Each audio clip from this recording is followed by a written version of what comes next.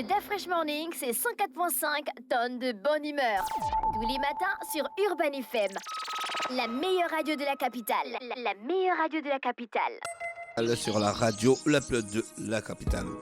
On va donc retrouver Samantha. Samantha qui est avec nous tous les jeudis, 2 fois sur 4. Et on va parler de confusion mentale. C'est ça, Samantha, bonjour. Bonjour. Comment tu vas ce matin? Ça va bien. Et à la forme? Ça va. Et la confusion mentale? La confusion mentale va bien. Alors, on parle de la confusion mentale aujourd'hui. C'est quoi exactement? Autrement appelé délirium, parce qu'il y a vraiment beaucoup de délire dans la confusion mentale. Donc, c'est un syndrome clinique qui s'accompagne d'altérations des fonctions psychiques et comportementales. C'est-à-dire en français facile? En français facile, ça veut dire que le mental de la personne est déjà désorganisé et sur le plan comportemental, tout est désorganisé, il ne contrôle plus rien. Il ne contrôle non seulement pas sa pensée, mais il ne contrôle pas aussi ses agissements. Quelles sont les causes de la confusion mentale? Donc, on a des causes psychiatriques, comme par exemple certaines pathologies comme la psychose aiguë. On a certaines pathologies comme la sénilité, l'Alzheimer, etc. Mais elle peut également être causée par la consommation de toxines, comme par exemple la consommation abusive des drogues, de l'alcool, etc., etc. Donc, elle peut également surgir généralement à la vieillesse parce que c'est tout à fait normal qu'à un certain âge, on a du mal à contrôler sa pensée ou à contrôler ses mouvements. Mais aussi, la carence en vitamine B1, B6 peut causer la confusion mentale. L'insuffisance rénale peut causer la confusion mentale. L'hypocalcémie peut causer la confusion mentale. En fait, il y a autant de facteurs qui peuvent emmener une personne à faire une confusion mentale. Comment on remarque une personne lorsqu'il est en confusion mentale? Comment on peut remarquer ça, nous les profanes? Le premier facteur qui intervient dans la confusion mentale, c'est la désorganisation spatio-temporelle. C'est-à-dire que la personne non seulement ne sait pas où elle est, mais elle a perdu toute notion du temps. Donc, elle est complètement bouleversée. La personne va te dire, mais je suis où? Qu'est-ce que je fais? Il est quelle heure? Donc, ça va créer une extrême agitation chez la personne. C'est justement ça, la confusion. Maintenant, ces personnes peuvent être agressives parce qu'elles cherchent à comprendre ce qui se passe, elles cherchent à comprendre là où elles sont. Également, ça peut s'accompagner du délire onirique qui veut dire en français facile les hallucinations auditives et visuelles.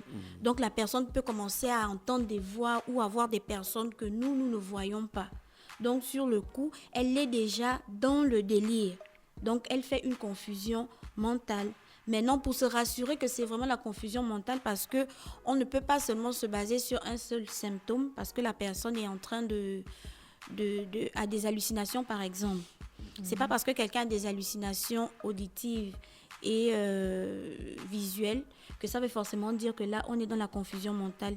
Il faut enregistrer au moins 3 symptômes pour affirmer que là, on est dans la confusion mentale. Est-ce que la dépression peut causer la confusion mentale?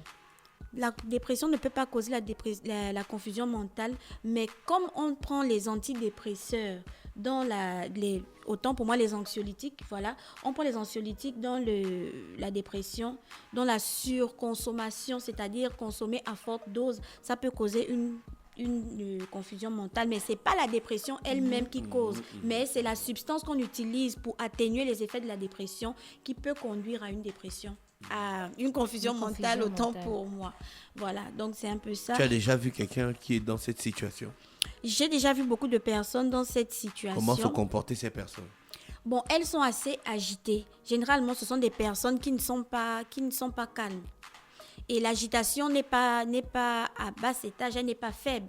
C'est le genre là, il faut vraiment beaucoup de personnes pour canaliser, pour arriver à attraper cette personne. Je ne sais pas si vous avez déjà entendu parler des camisoles. Parfois, on met des camisoles à certaines personnes pour éviter qu'elles se fassent mal, pour éviter qu'elles fassent mal à d'autres personnes. Parfois, dans le cas de confusion mentale, on utilise des camisoles pour maintenir le patient dans un état stable. Tu as déjà vu quelqu'un qu'on a mis sur camisole? J'ai déjà vu quelqu'un, mais moi, je n'ai pas encore mis quelqu'un parce que je n'ai pas les aptitudes pour le faire, mais j'ai déjà vu. Si on n'a pas les aptitudes pour gérer ce genre de situation, comment on doit se comporter quand on remarque qu'une personne est dans une situation de confusion mentale? Genre que la personne est déjà dans le délire. Alors, si la personne est déjà dans le délire, il faut d'abord maîtriser la personne. Tu vas maîtriser la personne, elle est surexcitée. Justement, c'est ça le délire, n'est-ce pas? Donc, si tu ne peux pas maîtriser la personne, toi tout seul, tu appelles d'autres personnes qui vont t'aider à maîtriser la personne et vous l'emmenez directement voir un psychiatre. Parce que si le délire est vraiment énorme, cela va nécessiter une hospitalisation. Parce que la personne devient non seulement un danger pour elle-même, mais elle devient aussi un danger pour les autres. Donc à ce moment, vous voyez qu'il y a problème.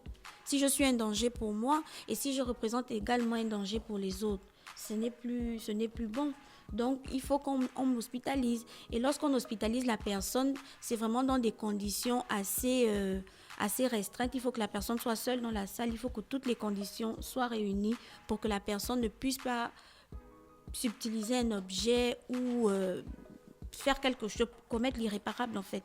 Est-ce qu'un enfant peut être atteint de confusion mentale? Un enfant peut être atteint de confusion mentale dans le cas où il a peut-être consommé des substances toxiques et qui ont été administrées à forte échelle, un surdosage, et puis ça cause la confusion mentale. C'est un peu ça, c'est comme certaines pathologies, comme je l'ai dit, l'insuffisance rénale par exemple, ou bien le diabète parfois, l'hypocalcémie. Un enfant peut souffrir d'hypocalcémie dans le cas où l'apport en calcium n'est pas effectif. Ça peut causer une confusion mentale chez l'enfant.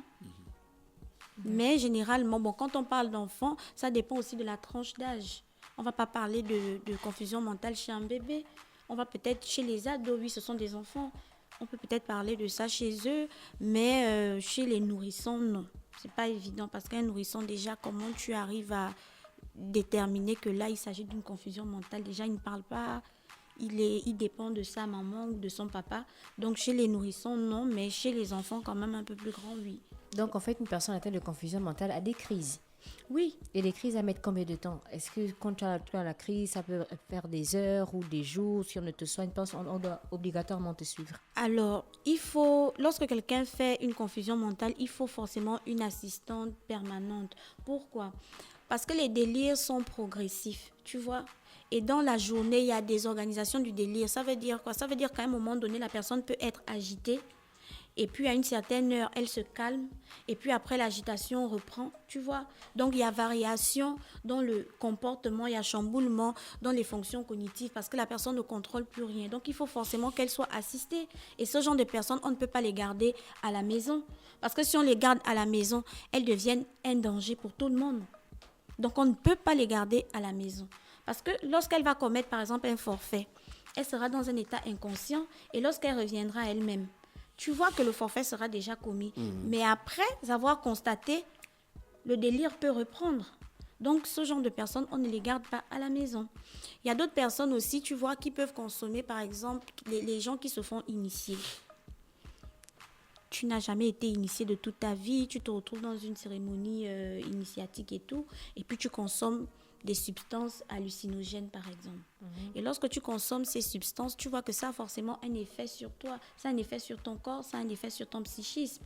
Et puis, ça peut causer une confusion. On va dire, par exemple, que la personne est en train de faire des crises, elle est en train de, elle est en train de délirer, mais au fond, il s'agit d'une confusion parce qu'il y a eu consommation de substances. D'accord. C'est un peu ça. Merci Samantha avec nous ce matin sur les 104.5 Urban FM, la station urbaine. On parlait de confusion mentale dans l'Uda Fresh Morning. Restez connectés, on se retrouve juste derrière. Le Da Fresh Morning, c'est 104.5 tonnes de bonne humeur. Tous les matins sur Urban FM. La meilleure radio de la capitale. La meilleure radio de la capitale.